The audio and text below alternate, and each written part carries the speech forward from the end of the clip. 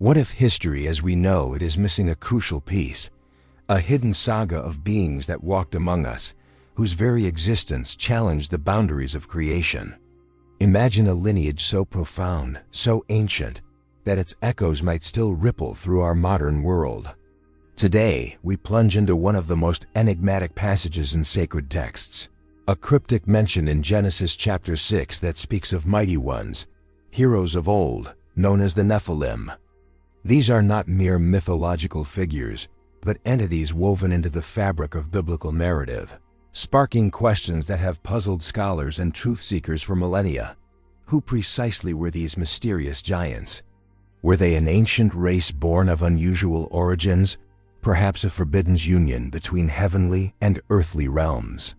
Or do they represent something far more complex, a hybrid entity that defied the natural order God intended? From the dusty scrolls of antiquity to whispered legends across continents, hints of these colossal beings persist. Ancient texts outside the canon, like the Book of Enoch, expand upon their story, painting a picture of a world profoundly impacted by their presence. Their existence, whether literal or symbolic, raises profound implications for understanding human history, divine judgment, and the unseen forces that have always influenced our reality. As we journey deeper, we will confront fascinating questions. Could their bloodline have survived the cataclysmic flood, secretly persisting through hidden channels, influencing royal families, or even operating within the shadows of modern society? We will explore connections to archaeological enigmas, worldwide giant myths, and even provocative links to contemporary phenomena that challenge conventional explanations. Prepare to look at the world through a different lens, one where ancient mysteries may hold keys to understanding our present and discerning our future. This journey is not just about unraveling an ancient puzzle. It is about recognizing the spiritual battle that has raged since the dawn of time, and understanding how these forgotten tales might illuminate the path ahead for all of us. Our exploration into the Nephilim begins at the very root of their mystery, a passage in Genesis chapter 6, verses 1 through 4, that recounts a truly astonishing event. It speaks of a time when humanity began to multiply on the face of the earth, and daughters were born to them. Then, something extraordinary and deeply unsettling occurred. The sons of God saw the daughters of men, found them beautiful, and took wives for themselves, from all whom they chose. This brief but profound account lays the foundation for understanding who the Nephilim were.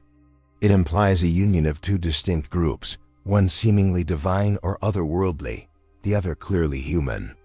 The identity of these sons of God has been a subject of intense theological debate for centuries, with various interpretations offered to explain this ancient encounter.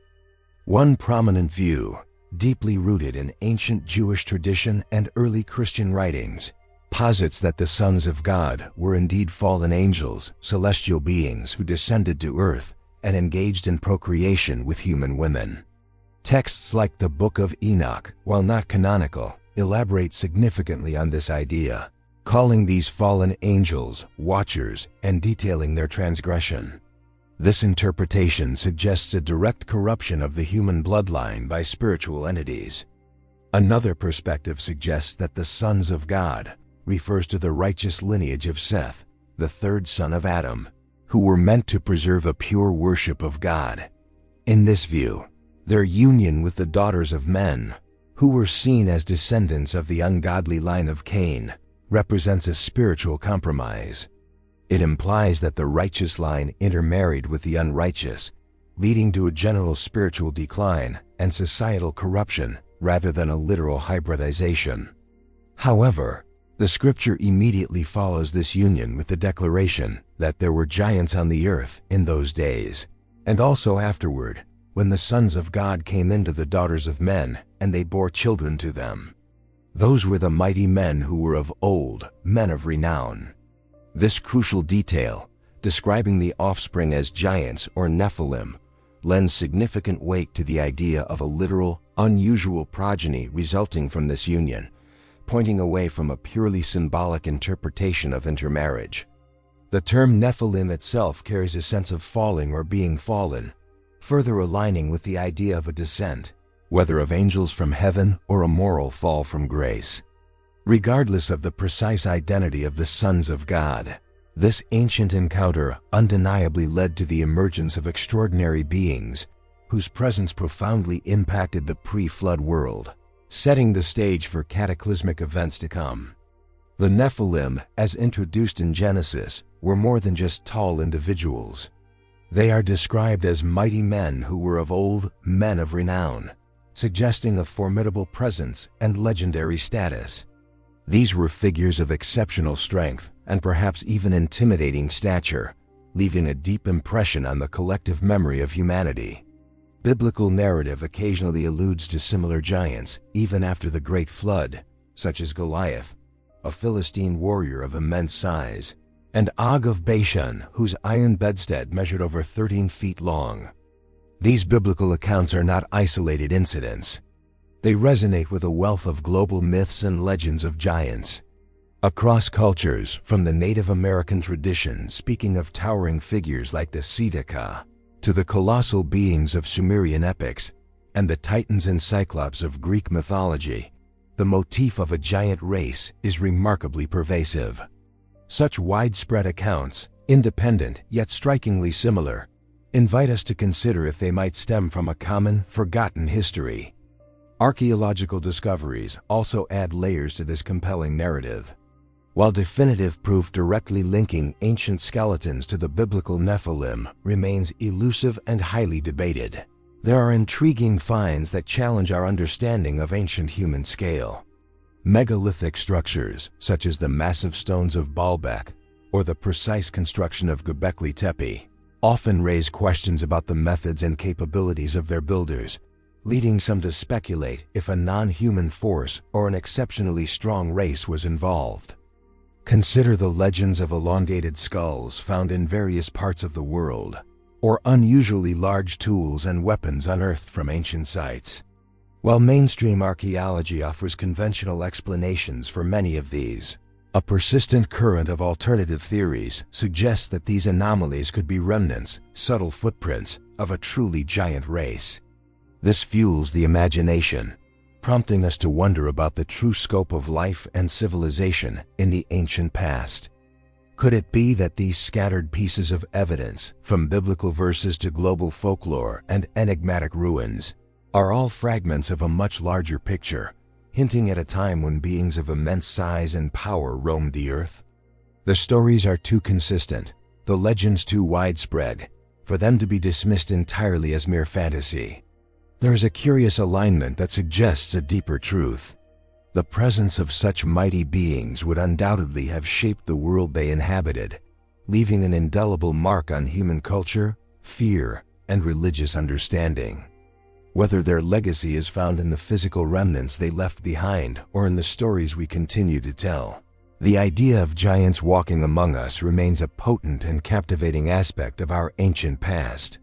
The emergence and proliferation of the Nephilim coincided with a period of profound moral decay and pervasive wickedness on the earth.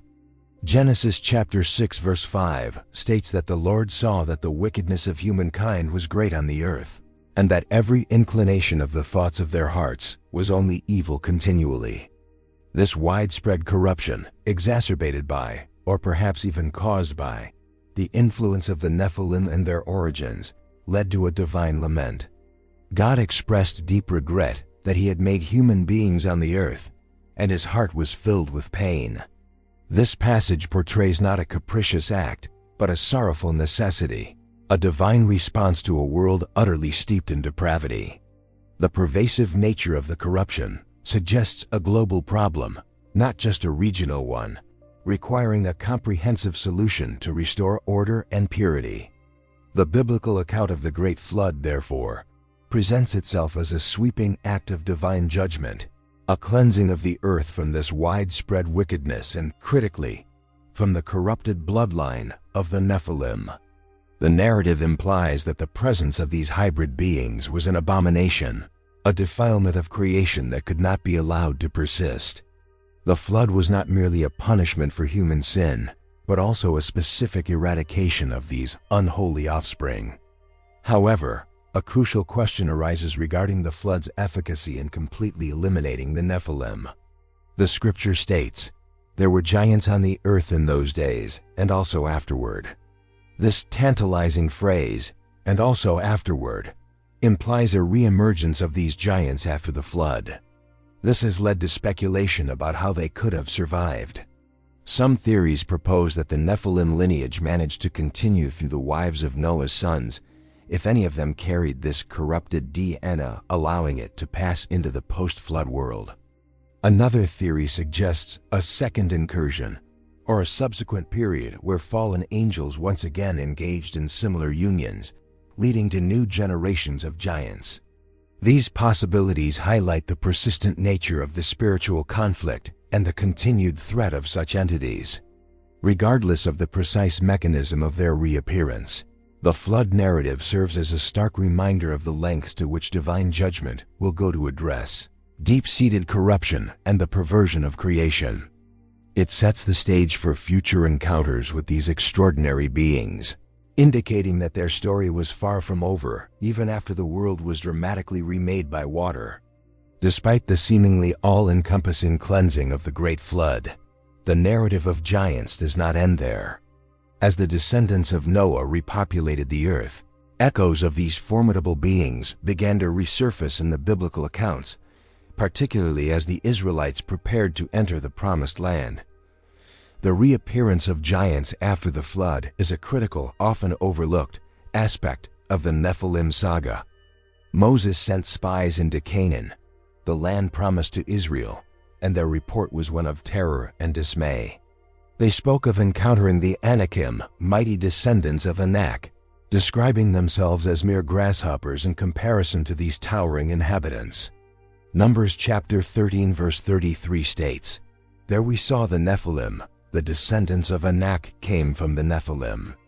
And we were like grasshoppers in our own sight, and so we were in their sight."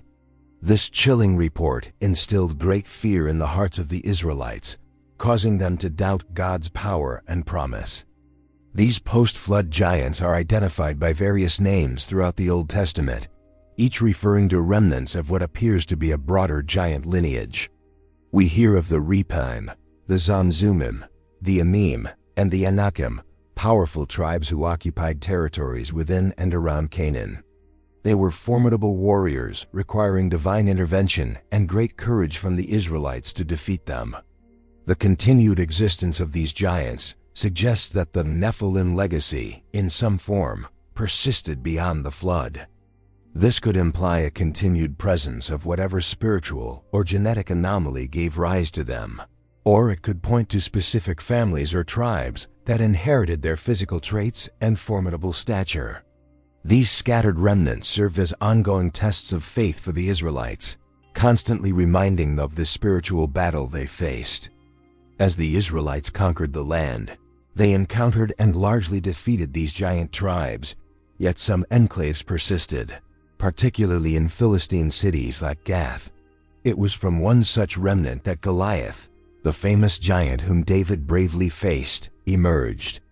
This demonstrates that the physical characteristics associated with the Nephilim continued to appear in history, manifesting as individuals of extraordinary size and strength long after their initial mention.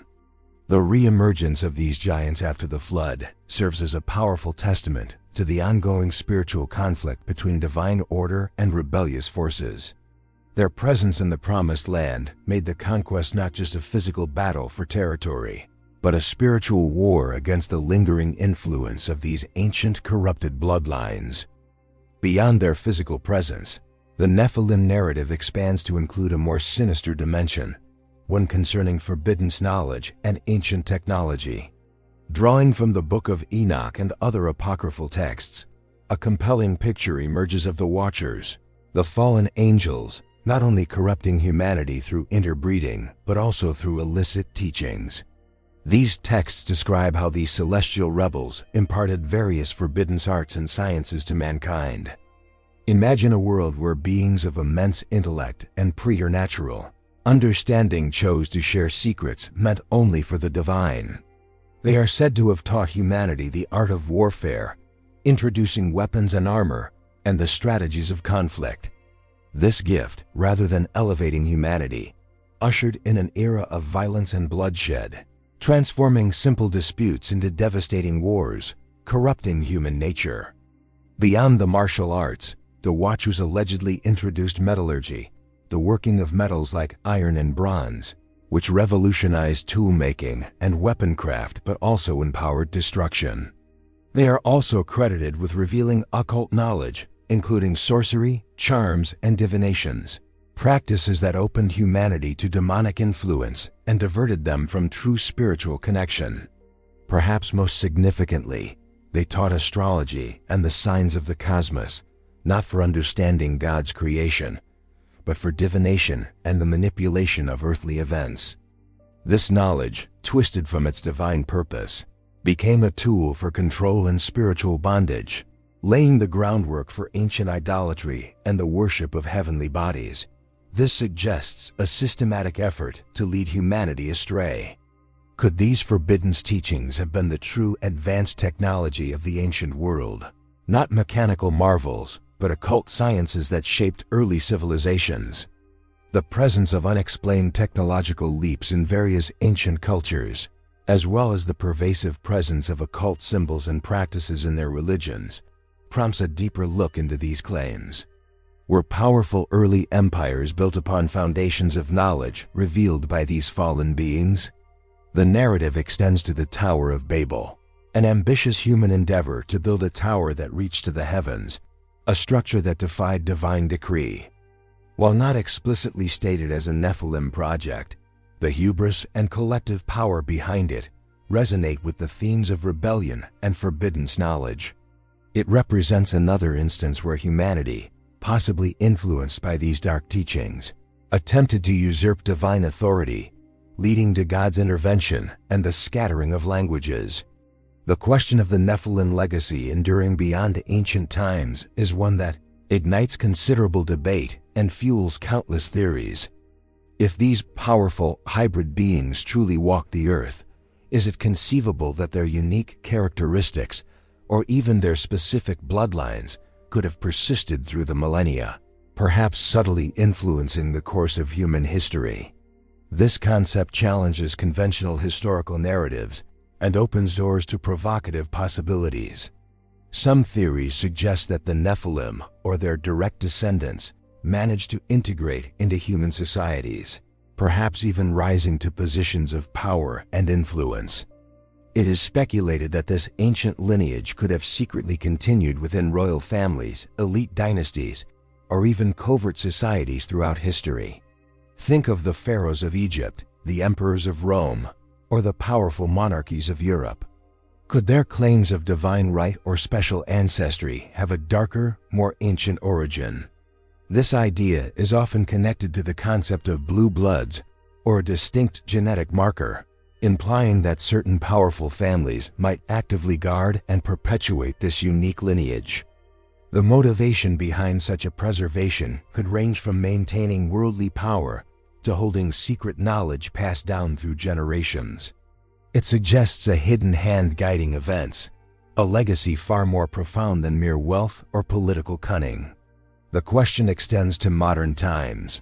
Do certain influential families today, those who seem to wield disproportionate power in finance, politics, or global institutions, carry a hidden connection to these ancient lines? While concrete evidence remains elusive and these ideas often border on conspiracy, the persistent thread of this inquiry highlights humanity's fascination with hidden power structures and ancient origins. It taps into a deep-seated suspicion that not all power is earned through conventional means. Such theories often scrutinize symbols, rituals, and allegiances within various secret societies or elite organizations, searching for clues that might point to an ancient, esoteric lineage. They question whether the pursuit of transhumanism or genetic manipulation in contemporary science might unknowingly, or even knowingly, align with an age-old agenda tied to the Nephilim. Is humanity being subtly nudged toward a future that mirrors the ancient past? While these ideas remain speculative, They force us to consider the profound implications, if even a fraction of them were true. The notion of an ancient, perhaps supernatural, lineage secretly woven into the fabric of human power structures challenges our understanding of control, influence, and the very nature of human leadership. It begs the question, how much of our history, and indeed our present, is truly our own making, and how much is shaped by unseen forces and ancient legacies? As we delve into the future, the concept of the Nephilim takes on a chilling prophetic dimension. Jesus Christ himself warned that the end times would mirror the days of Noah, a period characterized by widespread corruption, violence, and the presence of the Nephilim. This ominous parallel suggests a resurgence of conditions, perhaps even of beings similar to those that prompted the Great Flood. This biblical prophecy has led many to consider whether the Nephilim or Nephilim-like entities could make a literal return in the last days. This idea is not merely a repetition of ancient history, but a potential manifestation of ancient evils in a contemporary guise. The parallels with Noah's day are striking, focusing on rampant wickedness, a global rejection of God, and an unnatural blurring of boundaries. Modern advancements in genetic manipulation and transhumanism introduce a particularly unsettling possibility. Could humanity, in its quest for enhancement and longevity, unwittingly or intentionally open the door to a new form of hybrid being? The line between human and machine, or human and genetically altered species, is becoming increasingly blurred, raising ethical and spiritual questions that resonate deeply with the ancient Nephilim narrative.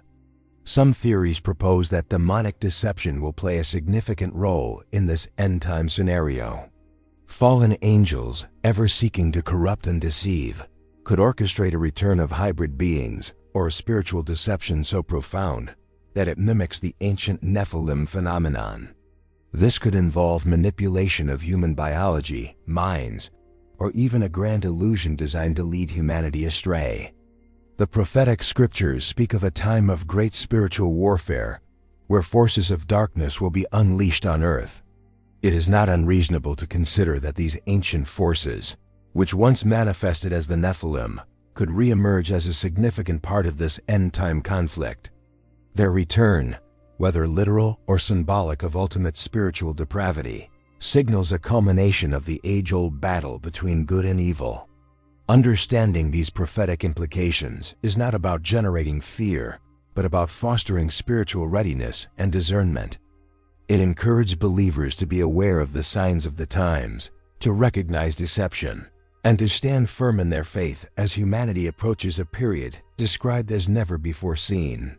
The potential return of Nephilim-like conditions serves as a sobering reminder of the importance of spiritual vigilance. In a provocative turn, our exploration of the Nephilim leads us to a deeply controversial, but increasingly discussed connection: the realm of modern UFO sightings and alleged alien abductions. Could these contemporary phenomena, often attributed to extraterrestrial life, be intricately linked to the ancient accounts of fallen angels and the Nephilim? This perspective challenges prevailing scientific narratives and offers a startling biblical interpretation. Consider the parallels. Ancient texts describe powerful, non-human entities descending from the sky, engaging with humanity and producing unusual offspring. Modern accounts of UFOs often involve advanced craft and beings with capabilities far beyond human understanding. Furthermore, stories of alleged alien abductions sometimes include claims of genetic experimentation or hybridization, seeking to create new forms of life or manipulate human DNA. From a biblical worldview, the idea of truly benevolent, technologically advanced aliens from other planets often clashes with the theological framework of creation and spiritual warfare. Instead, some propose that these aliens could be fallen angels or demonic entities masquerading under a new guise in order to deceive humanity. This deception would be a continuation of the ancient strategy used by the Watchers. The objective of such a deception would be profound: to divert humanity from God, to undermine biblical truth, and to prepare the world for a grand supernatural delusion. If these beings are indeed spiritual entities, their ability to manifest in physical forms, manipulate perceptions, and possess advanced knowledge would explain many of the perplexing aspects of UFO phenomena. It suggests a spiritual battle disguised as a scientific mystery. Claims of hybrid children resulting from alien abductions resonate eerily with the Genesis account of the Nephilim, the offspring of the sons of God and human women. While the ancient accounts describe direct unions, modern theories suggest advanced reproductive technologies at play. This continuity in themes across millennia raises serious questions about the true nature of these encounters and the entities behind them. This perspective encourages spiritual discernment of UFO phenomena, urging believers to view such occurrences not merely as physical events, but as potential manifestations of unseen spiritual forces. It calls for critical thinking beyond the conventional scientific explanations, reminding us that deception often wears a convincing disguise. The connection to the Nephilim serves as a stark warning about ancient deceptions resurfacing in new forms. Amidst the mysteries of the Nephilim, the pervasive evil they represented, and the enduring spiritual conflict, the biblical narrative always points to a profound and ultimate hope: God's unwavering plan of redemption. This plan, spanning from the earliest chapters of Genesis to the triumph of Revelation, centers on a seed war, a cosmic battle foretold in Genesis chapter 3 verse 15. Immediately after humanity's fall, God declared to the serpent, "I will put enmity between you and the woman, and between your offspring and her offspring. He shall bruise your head, and you shall bruise his heel." This prophecy, often called the Proto-Evangelium, is the first promise of a deliverer, a champion who would emerge from the lineage of woman to decisively defeat the ancient enemy, the forces of evil symbolized by the serpent. This seed of the woman refers directly to Jesus Christ, the Messiah. He is the ultimate fulfillment of God's promise, destined to crush the head of the serpent, thereby dismantling the power of sin, death, and all the dark forces that have plagued humanity, including those behind the Nephilim and their corrupted lineage. His arrival marked a turning point in this ancient spiritual war, bringing definitive victory. Through his sacrificial death and glorious resurrection, Jesus disarmed principalities and powers, triumphing over them openly. His victory on the cross broke the spiritual chains that bound humanity and nullified the works of the devil. This means that no matter how powerful or hidden these ancient bloodlines or spiritual forces may appear, they are ultimately subject to the sovereign authority of Christ. The conflict with the Nephilim, whether in ancient times or in a potential end-time resurgence, is merely one facet of this overarching spiritual war that Jesus has already won. His redemption offers a way out of the darkness and corruption, providing forgiveness, spiritual freedom, and reconciliation with God for all who believe. Understanding the Nephilim story through this lens of redemption transforms it from a tale of fear into a powerful testimony of God's unwavering faithfulness and ultimate triumph. It reinforces the truth that while evil may manifest in various forms throughout history, God's plan ensures that justice will prevail and the forces of darkness will be ultimately vanquished. As we conclude our journey into the mysterious world of the Nephilim, their ancient origins, and their potential echoes in our modern era, a vital call emerges for each of us to watch and be ready. This journey through history and prophecy is not meant to instill fear or encourage sensationalism, but rather to sharpen our spiritual discernment and ground us more firmly in truth. It is about understanding the times we live in with spiritual eyes.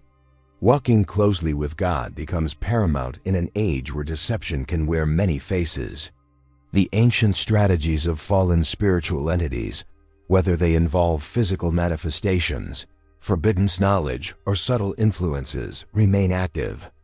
Therefore, a deep and abiding relationship with our Creator, characterized by prayer, study of Scripture, and obedience, serves as our strongest shield against the wiles of unseen adversaries. Being aware of spiritual deception means recognizing that not all phenomena, even those seemingly miraculous or technologically advanced, originate from a benevolent source. It encourages us to test every spirit, every teaching, and every claim against the unchanging standard of God's Word. This critical discernment is a spiritual muscle that strengthens with use, allowing us to navigate complex information with wisdom and clarity. Understanding the times also involves recognizing the patterns of history and prophecy, seeing how ancient narratives might illuminate contemporary events. It means being watchful, not in anxious anticipation of doom, but in confident expectation of God's unfolding plan. We are called to be wise, like the sons of Issachar, who understood the times and knew what Israel should do. This understanding provides context for the spiritual battles we face. Ultimately, our anchor in these profound mysteries and prophetic warnings must be an unwavering faith and trust in God's absolute sovereignty. No matter how powerful or hidden these ancient bloodlines, no matter how pervasive spiritual deception may become, God remains on His throne. His plan is steadfast, His victory assured, and His purposes will ultimately prevail. This truth liberates us from fear and empowers us to live with courage and hope. The saga of the Nephilim, therefore, is more than just an ancient tale of giants. It is a profound lesson in spiritual vigilance, discernment, and the enduring power of God's redemptive plan. It reminds us that while the world may present many perplexing mysteries, our ultimate security lies in resting in the One who holds all of history, from beginning to end, in His hands. This incredible journey through the mysteries of the Nephilim, from their ancient origins to their potential presence in our world today, truly challenges us to look beyond the surface. If this exploration stirred something within you, igniting your curiosity or deepening your understanding, please consider subscribing to our channel. Your support helps us continue to uncover hidden truths and share more insights from history and prophecy. Take a moment to like this video, as it helps others discover these important discussions. We also invite you to leave a comment below. Share your thoughts, your questions, or what resonated most with you. We value your input and read every message. And finally, if this video offered you a new perspective, please share it with your friends and family. Help us spread this message of spiritual awareness and discernment to those you care about.